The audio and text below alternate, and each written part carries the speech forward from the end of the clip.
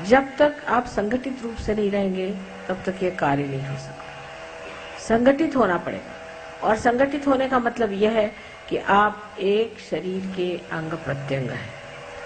एक सहयोगी को दूसरे सहयोगी से कभी भी विलग समझना नहीं चाहिए। जैसे कि मैं देखती हूँ कि शुरुआत में सहयोगी, जो इंसान सहयोगी नहीं है उसके ओर ज्यादा मुड़ता है बनिस्बत उसकी ओर जो सहयोगी है। तो पहली तो बात ये होनी चाहिए कि जो हमारे दूसरे भाई बहन माने सहयोगी हैं, उनके आगे बाकी सब पराए हैं। कोई कुछ भी बात कहे, उनके साथ हमको किसी तरह से भी एक मत नहीं होना, क्योंकि वो चक्कर में आपको डाल देंगे और आपके अंदर फूट पड़ जाएगी। इस आसुरी विद्या से अगर बचना है तो आपको ये समझ लेना चाहिए कि आप योगी जन हैं और आप परमात्मा के साम्राज्य में हैं। हर आसुरी विद्या का एक एक एजेंट है, समझ लीजिए, वो आपको खींचना चाहता है कि आप इस विद्या से हट जाएं और उनकी विद्या में आ जाएं। और उनकी चालाकियां इतनी सुंदर हैं कि आपकी समझ में नहीं आएगी। इसलिए पहली चीज एक है नियम कि हम सहयोगियों के विरोध में जाए और कोई ग्रुप हम नहीं बनाए। अगर कहीं ग्रुप जरा सा भी बनने लग जाता है सहयोग का तो उसको मैं तोड़ देती, और ऐसा तोड़ा है। अब जैसे ग्रुप बन गए, दिल्ली वाले हो गए, फिर दिल्ली में कोई हो गए, तो जैसे करोल बाग के हो गए, तो कोई कहीं के हो गए, बम्बई वाले हो गए, तो बम्बई वाले उनमें भी अब ये कोई नागपाड़ा के हो गए, तो कोई दादर के हो गए, तो कोई कहाँ के हो गए। अब करते करते फिर आप ऐसी छोटी जगह में पहुंच जाएंगे जहां सिर्फ आप अकेले बैठे रहेंगे और आप कहेंगे कि सहयोगी कहाँ गायब हो। तो इसमें कोई सी भी चीज ग्रुप नहीं बना सकती। जब इंसान में कैंसर सेट होता है तब वो ग्रुप बना के होता है। एक आदमी में अगर डीएनए जिसे कहते हैं, एक आदमी में खराब हो जाए, एक सेल में अगर खराबी आ जाए, एक ही सेल में अगर खराब आ जाए तो वो दूसरे सेल पे जोर करेगा और वो दूसरा सेल तीसरे पे करेगा, और ऐसा एक उनका गुट बनता जाएगा। और वो चाहेगा कि हमारा जो गुट है वो सबके ऊपर में हावी हो जाए। जब वो सब पे हावी होने लग जाता है, जैसे कि समझ लीजिए कि आपके नाक के ही सेल्स हैं वो अगर बढ़ने लग गए, तो उन्होंने एक गुट बना लिया और एक बड़ा सा यहाँ पर लब सा हो गया और उसने जा करके आक्रमण किया आपके आँख के ऊपर में, आँख को ढक लिया, फिर वहां से गए कान को ढक लिया। इस तरह से कैंसर जो होता है वो अपनी अपेक्षा दूसरों को नीचे समझता है और एक ग्रुप बना करके उनको, जो दूसरे लोग हैं जो कि सहयोगी हैं, उनको दबाता है। ऐसी बीमारी सहयोग में अगर फैल जाए तो उसका ठिकाना मैं खूब लगाती हूँ। चाहे मैं कहीं भी रहूँ, चाहे मैं लंदन में रहूँ, चाहे मैं अमेरिका में रहूँ, चाहे कहीं रहूँ, उसका ठिकाना अपने आप हो जाए। इसलिए किसी को भी कोई ग्रुपबाजी नहीं करनी चाहिए। किसी को भी ये नहीं सोचना चाहिए कि हम एक ग्रुप के हैं।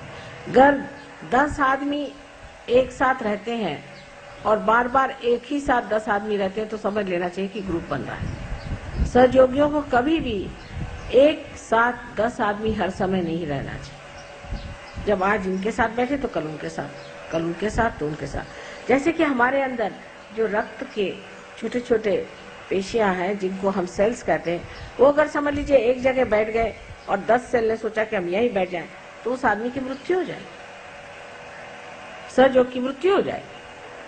इसलिए हम 10 आदमी एक साथ, क्योंकि हम एक ग्रुप के हैं, ये एक ग्रुप के हैं, वो एक ग्रुप के हैं। रक्ताभिसरण जिसे कहते हैं कि ब्लड का जो सर्कुलेशन है वो हमारे अंदर ऐसे खुलेआम से होना हो, तो कोई सा भी ग्रुप नहीं बनना चाहिए। जहां ग्रुप आपने देखा बन रहा है उस ग्रुप को छोड़ के दूसरे ग्रुप में चले गए, उस ग्रुप को तोड़िए, उसे कहना चलो इस ग्रुप के साथ आ जाओ, फिर वो उसके साथ आ जाए। इस तरह से जब तक आप नहीं करेंगे तब तक आपकी कलेक्टिविटी में नेगेटिविटी बनती जाएगी।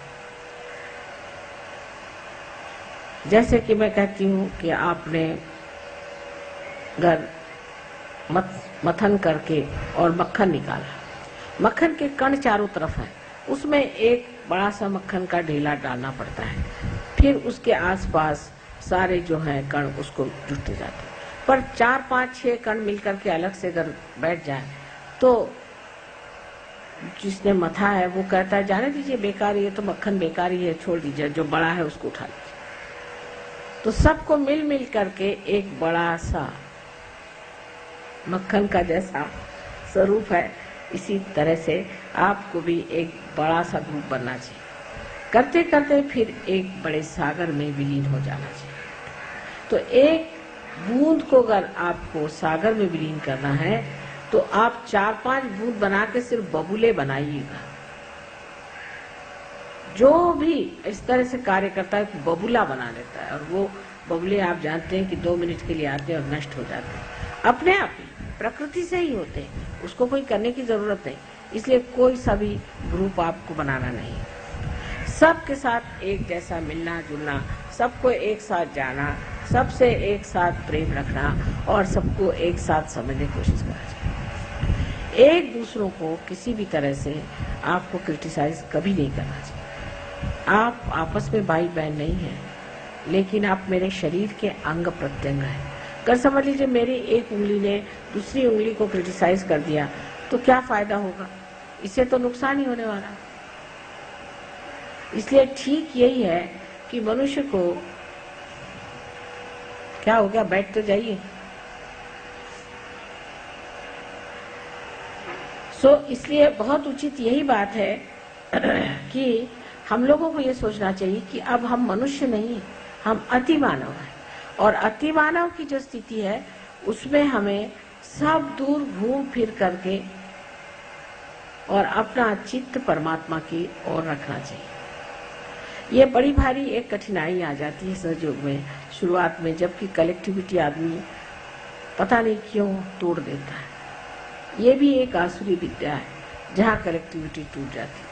अब जैसे हम कहें कि बम्बई में ये काम कम है, पर दिल्ली में अब भी नहीं, और कलकत्ते का मुझे अभी मालूम नहीं हाल, लेकिन मैं यही कहूँगी कि ये बीमारियाँ फैलने मत दीजिए। आप लोग सब मेरे बेटे हैं और मेरी बेटियाँ हैं।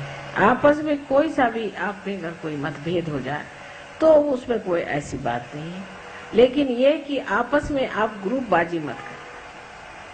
फिर एक ग्रुप बन गया, फिर वो ग्रुप वाले कहेंगे साहब हमारे आदमी को आप सामने करें, वो कहेगा हमारे आदमी को सामने करें, और उसका फिर असर क्या आएगा आप देखते हैं कि ऐसे लोग सहयोग से परान्मुख हो जाते हैं, हट जाते हैं, उनका स्थान खत्म हो जाता है।